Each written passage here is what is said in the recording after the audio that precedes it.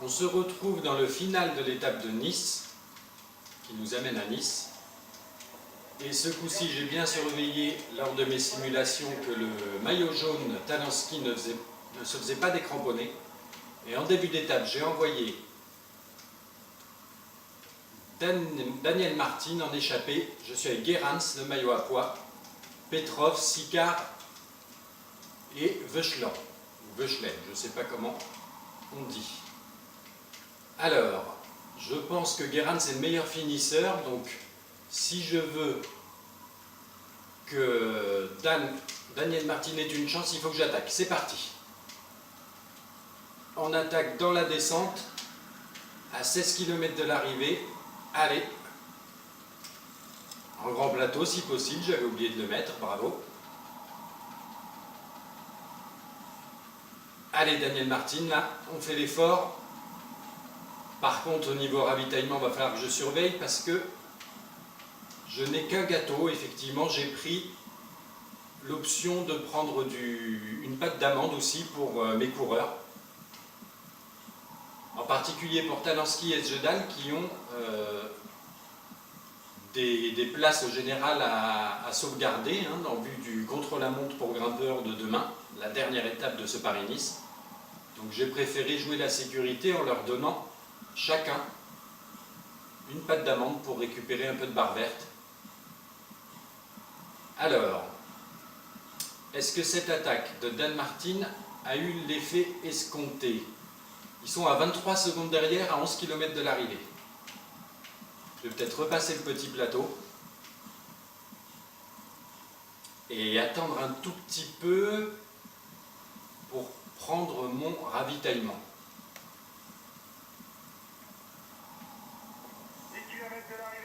On passe à 10 km de l'arrivée. À 10 km de l'arrivée, c'est tout plat. On entre dans Nice, là, je pense. J'ai peur qu'avec ce petit plateau, oui, ils reviennent fort derrière.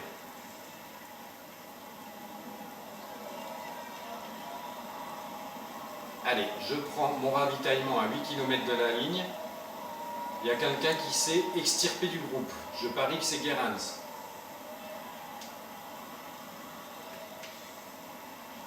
Oui, c'est le maillot à pois, c'est Gerrans qui est à 11 secondes maintenant. Il arrive, je passe en grand plateau pour qu'il ait du mal éventuellement à me rejoindre et qu'il fasse l'effort. Il le fait quand même, il n'y a pas de souci. C'est un énorme puncher. Allez, je relance un petit peu. À 5 km bientôt de l'arrivée, ça va être très tendu. Il va falloir la jouer finale avec un Gerrans par rapport auquel j'ai aucune chance si ça arrive au sprint. Allez, là il me rejoint presque, c'est le moment d'en remettre une couche à 3 km 9 de l'arrivée. Ça y est, il m'a rattrapé. Je vais essayer de tout faire pour qu'il ne puisse pas trop prendre mon aspiration. Et par contre, j'ai plus de jaune là pour me permettre de rester en grand plateau à 2 km de l'arrivée. Gerrans est derrière, il se tient tranquille. Ça va être chaud. Ça va être chaud, mais il n'en peut plus là. Il n'en peut plus. Est-ce qu'il va quand même lancer un sprint? Voilà, j'ai quand même de la chance là.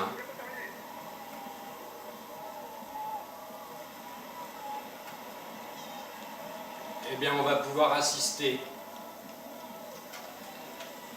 à la belle victoire d'étape de Dan Martin. 3 secondes devant Gerrans, en faisant ma petite célébration, j'ai failli faire n'importe quoi, me faire doubler sur le fil, mais finalement c'est passé. On voit que derrière, Bounen règle le sprint du peloton qui arrive à 25 secondes et Farrar prend une belle 6e place. Très belle 6e place quand même de Farrar avec cette énorme montagne, enfin la montagne qui est au milieu de l'étape. C'est beau de le voir là quand même. Bon, il y a tous les sprinteurs aussi, Viviani, Feu, Roras, Boigny. Mais ça doit être pas mal pour son maillot vert. On va voir ça avec les écarts de l'étape. Bon, il y a 2 retardataires là qui m'embêtent un petit peu, ce serait bien qu'ils arrivent. En tout cas, je suis content. Après l'échec de la victoire d'étape d'hier, j'avais raté à la montagne de Lure. La victoire d'étape, c'était Quintana, j'avais fait que 2e avec Talansky. Et là, on se rattrape bien, l'équipe Garmin, et on accroche une nouvelle victoire d'étape sur ce Paris-Nice. Voilà, le grand vainqueur du jour, dans les rues de Nice, c'est Daniel Martin, mon grimpeur, qui s'impose devant Gerrans, ce qui est quand même assez remarquable. Voilà le maillot jaune, qui a priori n'a pas changé, c'est toujours Talansky. Ensuite, le maillot vert, effectivement, Farrar conserve son maillot vert. C'est pas mal, ça, on va voir les écarts. Est-ce qu'il va le ramener à Nice? Est-ce qu'au bout du compte, il aura le maillot vert à la fin? Ça semble bien parti. Hein. Et le maillot blanc, bien évidemment, de Talansky. Je vais regarder les écarts. Les écarts.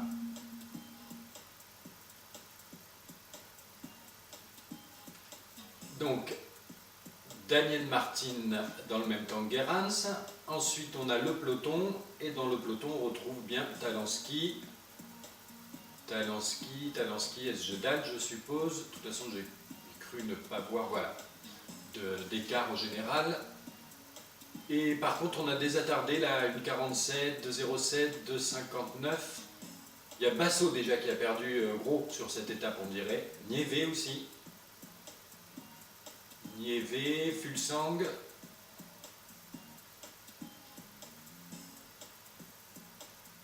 Izaguirre, bon c'est pas un favori non plus. Moreno.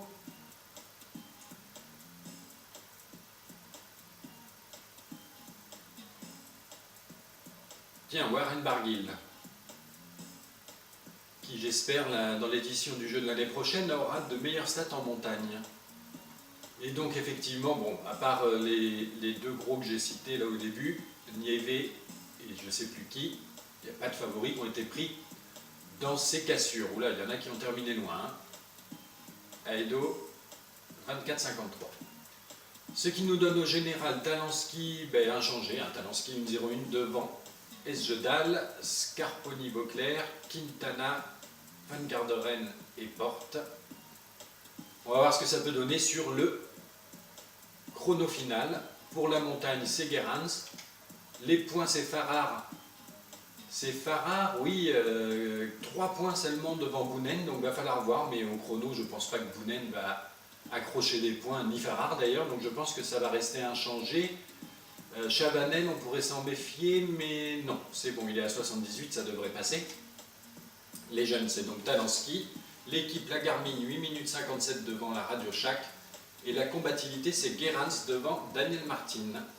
On se retrouve pour la dernière étape de ce Paris-Nice.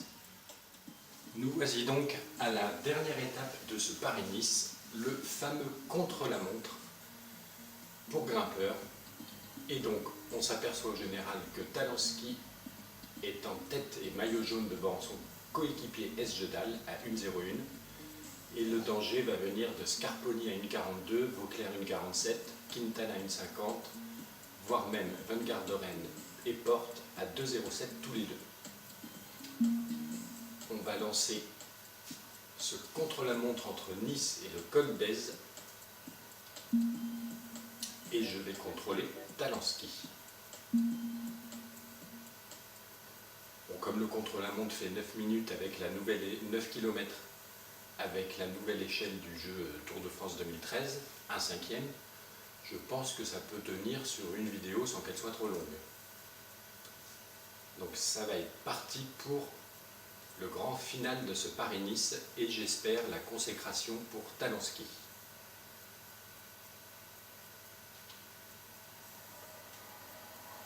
On voit à l'intermédiaire que c'est Van Garderen et Porte qui sont devant. C'est la première fois que je joue ce contre-la-montre. On va voir ce que ça donne. Le départ d'Esjedal. Et bientôt le départ du maillot jaune, le jeune américain Talansky.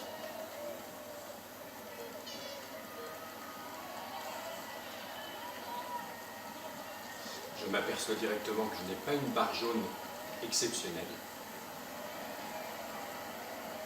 Premier virage à gauche comme ça, très tendu, il était encore plus tendu dans le Tour de France 2012, je me rappelle.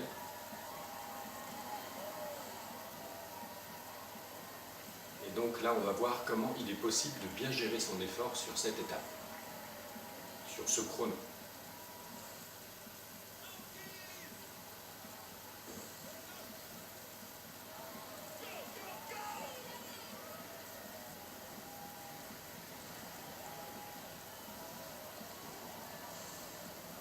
Et là, on peut s'apercevoir aussi que sur ce nouveau jeu 2013, là, pour ce chrono, ils ont bien leur équipement de contre-la-montre, alors que dans le jeu 2012, pour ce chrono, ils étaient en tenue d'une étape classique, d'une étape en ligne classique.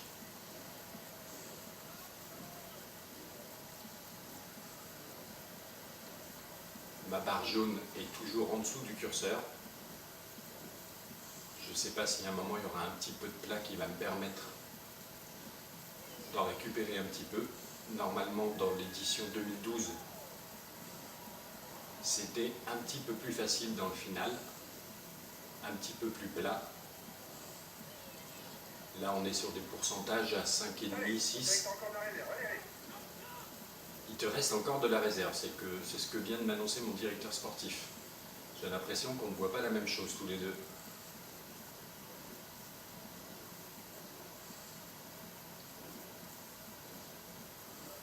Ah, bientôt un premier intermédiaire pour se rendre compte un petit peu de la situation de course. C'est pas mal, mon jaune revient à peu près au niveau du curseur. Surtout ne pas faire d'erreur dans les virages. Pour le moment, ils ne sont pas très compliqués. J'en ai encore sous la pédale, d'accord.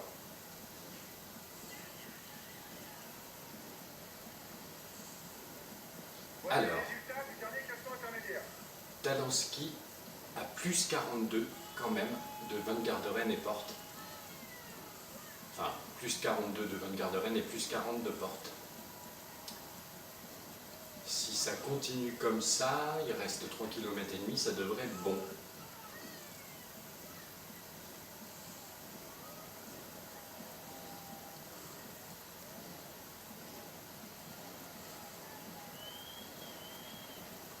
Allez Talansky, il faut tenir sur ce dernier chrono. Et là, effectivement, j'ai l'impression que ça devient un petit peu plus plat. C'est peut-être qu'un effet d'optique parce qu'on est toujours à 6, mais ça descend bien. Là, voilà, on est à 4,7 en pourcentage. 2 km de l'arrivée. Ma barre jaune est revenue au niveau du curseur, ça c'est vraiment une bonne nouvelle. Il y a du monde, hein, il y a du public, ça c'est bien. Oui, c'est rare de voir autant de public là sur un chrono comme ça. Ils ont bien fait les choses là chez Cyanide. La flamme rouge. Allez, on relance un petit peu pour la forme. Surtout que j'ai un petit peu de jaune de rab. Attention, un virage rouge là, compliqué peut-être. Allez, on donne tout dans le final. Talansky pour la gagne.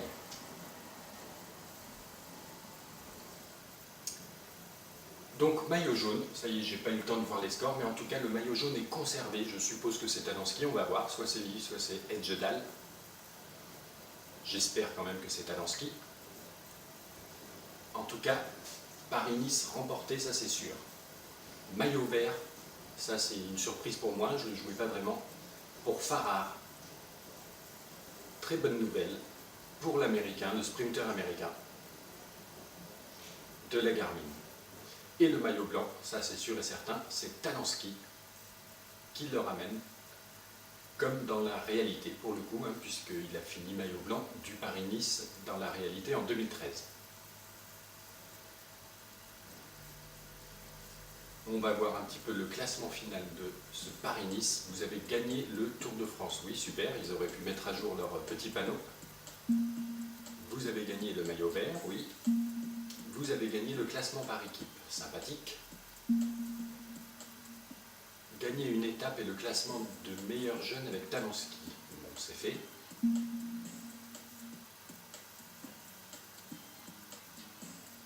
Et bien voilà, le classement final de ce Paris-Nice 2013 avec un doublé de la Garmin au général, c'est très bien ça.